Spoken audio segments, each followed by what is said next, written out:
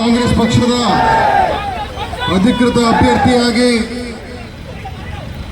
Dakshina Kannada parliament ಕ್ಷೇತ್ರಕ್ಕೆ Padmaraj R Poojary ಅವರನ್ನ ಕಾಂಗ್ರೆಸ್ ಪಕ್ಷ ಘೋಷಣೆ ಮಾಡಿ ಇವತ್ತು ಬೆಳಗ್ಗೆ ನಾವು ದೇವರ ಆಶೀರ್ವಾದವನ್ನು ಪಡ್ಕೊಂಡು ಮೆರವಣಿಗೆ ಮುಖಾಂತರ ಪದ್ಮರಾಜ್ ಪೂಜಾರಿಯವರ ನಾಮಪತ್ರ ಸಲ್ಲಿಕೆ ಕಾರ್ಯಕ್ರಮದಲ್ಲಿ ನಾವೆಲ್ಲ ಬಹಳ ಉತ್ಸಾಹದಿಂದ ನಮ್ಮ ನಾಯಕರು ಕಾರ್ಯಕರ್ತರು ಭಾಗವಹಿಸಿದ್ದಾರೆ.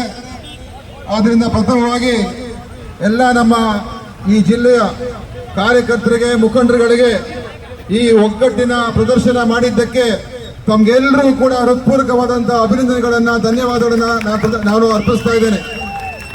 ಇವತ್ತು ನಮ್ಮ ಈ ಕ್ಷೇತ್ರದಲ್ಲಿ ಎಲ್ಲರೂ ಕೂಡ ನಾವು ಒಗ್ಗಟ್ಟಾಗಿದ್ದೇವೆ. ಯಾವುದೇ ಅಪಸ್ವರ ಇಲ್ಲ, ಯಾವುದೇ ಭಿನ್ನಾಭಿಪ್ರಾಯ ಇಲ್ಲ.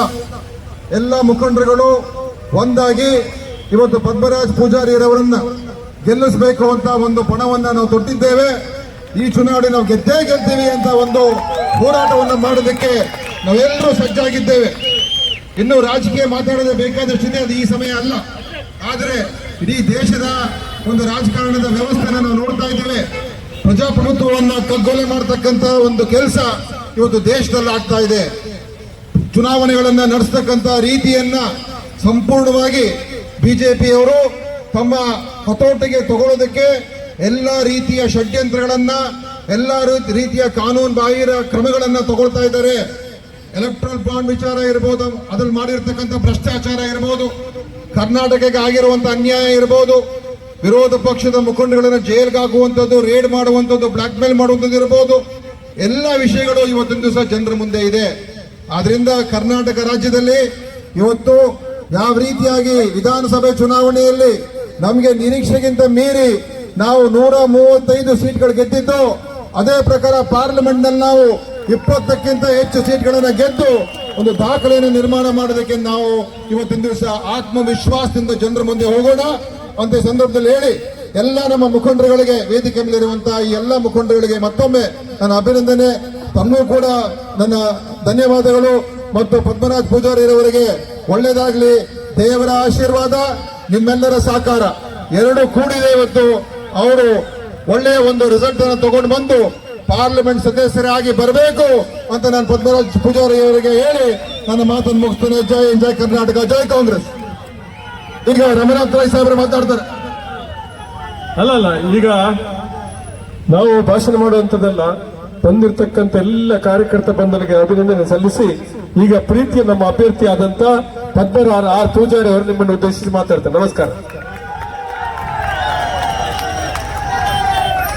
ಈ ಒಂದು ವೇದಿಕೆಯಲ್ಲಿರುವಂತಹ ನಮ್ಮ ಪಕ್ಷದ ಎಲ್ಲ ಹಿರಿಯ ಮತ್ತು ಕಿರಿಯ ನಾಯಕರುಗಳೇ, ಹಾಗೆ ಕೆಳಗಡೆ ಇರುವಂತಹ ನಮ್ಮ ಪಕ್ಷದ ಎಲ್ಲ ಹಿರಿಯ ಕಿರಿಯ ಹಾಗೆ ಪಕ್ಷದ ಎಲ್ಲ ಕಾರ್ಯಕರ್ತರೇ, ನಾನು ಏನು ಇವತ್ತಲ್ಲಿ ಹೇಳಿಕ್ಕೆ ಇಚ್ಛಿಸುವುದಿಲ್ಲ.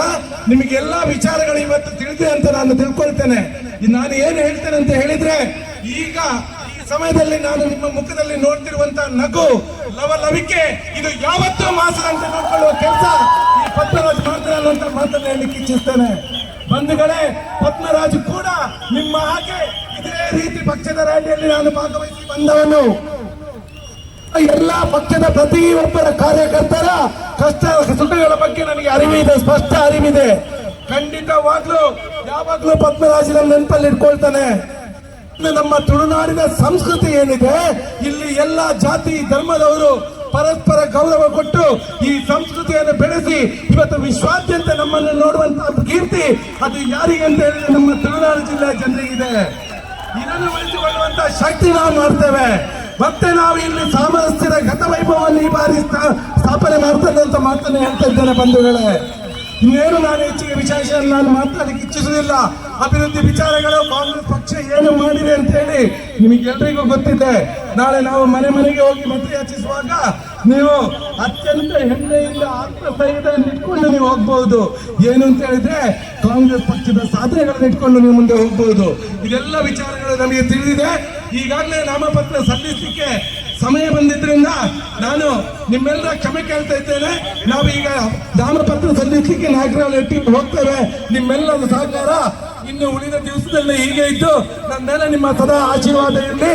ಮುಂದಿನ 60 ತಿಂಗಳು ನಾನು ನಿದ್ರೆಯನ್ನು ಬಿಟ್ಟು ನಿಮ್ಮನ್ನು ಒಳ್ಳೆ ರೀತಿಯಿಂದ ನೀವು ನನ್ನ ಮೇಲೆ ಇಟ್ಟಿರುವಂತಹ ಪ್ರೀತಿ, ವಿಶ್ವಾಸ, ನಂಬಿಕೆಯನ್ನು ಉಳಿಯುವಂತ ಕೆಲಸ ಮಾಡುತ್ತೆ ಅಂತ ಹೇಳ್ತಾ ನನ್ನ ಮಾತುಗಳನ್ನು ಮುಗಿಸುತ್ತಿದ್ದೇನೆ.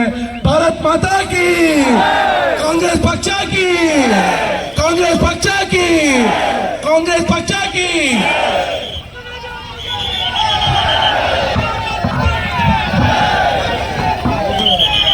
बोलो कांग्रेस.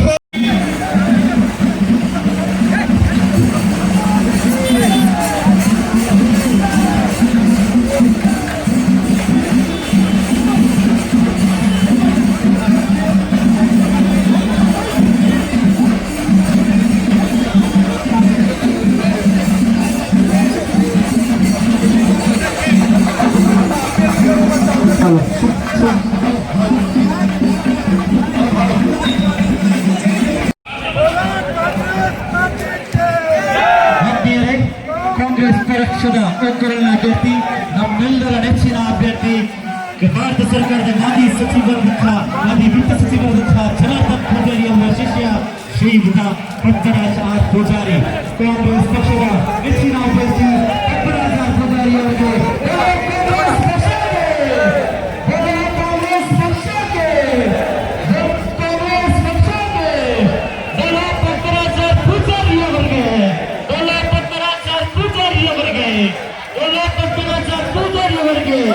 ನಿಮ್ಮ ಮತ, ನಮ್ಮ ಮತ ಕಾಂಗ್ರೆಸ್, ಕಾಂಗ್ರೆಸ್, ಕಾಂಗ್ರೆಸ್, ಕಾಂಗ್ರೆಸ್, ಕಾಂಗ್ರೆಸ್, ಕಾಂಗ್ರೆಸ್, ಕಾಂಗ್ರೆಸ್, ಕಾಂಗ್ರೆಸ್, ಜೈ ಜೈ ಕಾಂಗ್ರೆಸ್, ಜೈ ಜೈ ಕಾಂಗ್ರೆಸ್, ಕಾಂಗ್ರೆಸ್, ಕಾಂಗ್ರೆಸ್.